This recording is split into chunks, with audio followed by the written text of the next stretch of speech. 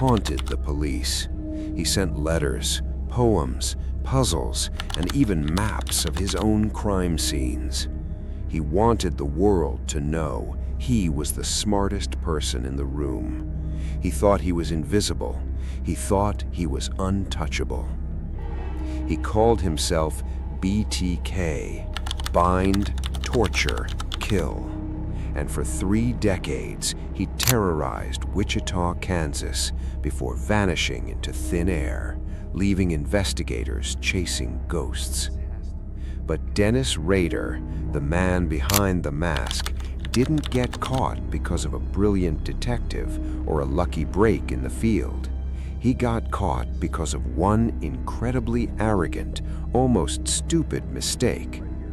Today, we're unraveling the chilling game of cat and mouse that defined a generation, and the single fatal oversight that finally brought the monster out of the shadows and into a permanent cage.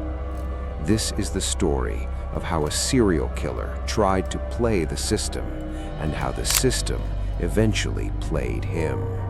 The city went into lockdown. People were terrified to answer their doors. Every shadow seemed to conceal a predator.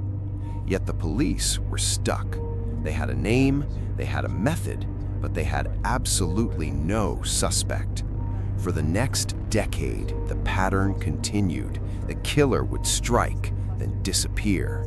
He wasn't just a killer, he was a master of his own terrifying narrative. Throughout the late 70s and 80s, the game escalated. BTK sent letters to Cake TV, the local news station. He called the police on their emergency lines. He sent poems that he truly believed were literary masterpieces. Think about the psyche of a man who spends his life constructing this persona. He didn't just want to kill, he wanted to be famous, he wanted to be a legend. But eventually, the murders stopped. The letters ceased. Wichita breathed a collective sigh of relief. The files moved from active investigations to the cold case archives, gathering dust for years. For almost 30 years, the public forgot about BTK. The investigators who had chased him retired, but the monster never actually left. He was living among them, a church leader, a father, a compliance officer in a quiet suburb. And then, in 2004, the letters started again. Why? Hubris, arrogance. He missed the attention. He felt the world had forgotten his greatness. He had grown old, and he was bored. He didn't realize that in those 30 years, the game had changed entirely. The police weren't using typewriters anymore. They were using algorithms. In the early 2000s, the Wichita police reopened the cold case. They were determined. But they knew they couldn't catch him the old way. They needed him to do something reckless. And Dennis Rader, blinded by his own vanity, was about to do exactly that. Rader contacted the police again, sending packages to television stations, taunting them, believing he was the smartest person in the game. In one of his messages, Rader actually asked the police a direct question: "Can you trace a floppy disk?" The police were silent for a moment.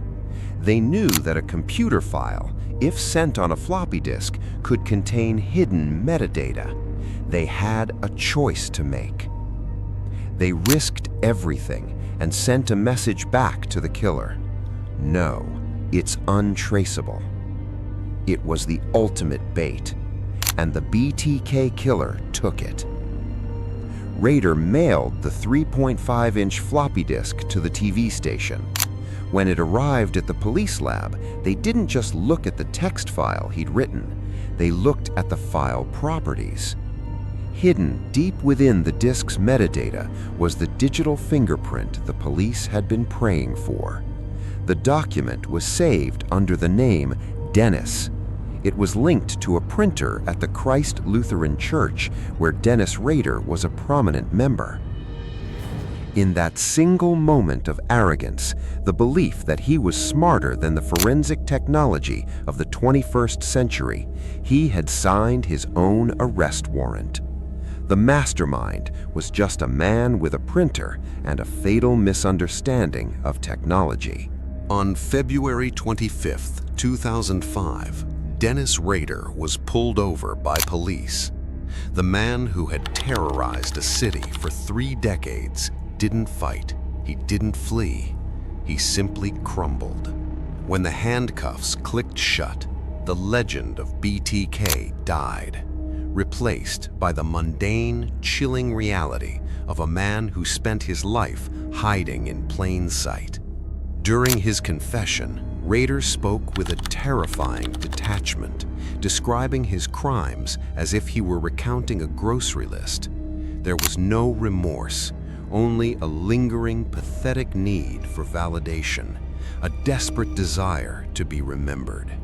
But he isn't remembered as the mastermind he wanted to be. He's remembered as a fool, a man whose ego became the instrument of his own destruction. The BTK case taught the world that in the digital age, everyone leaves a trail. It taught us that no matter how long a case stays cold, forensics, combined with the killer's own hubris, will eventually find the truth. Dennis Rader thought he was untouchable.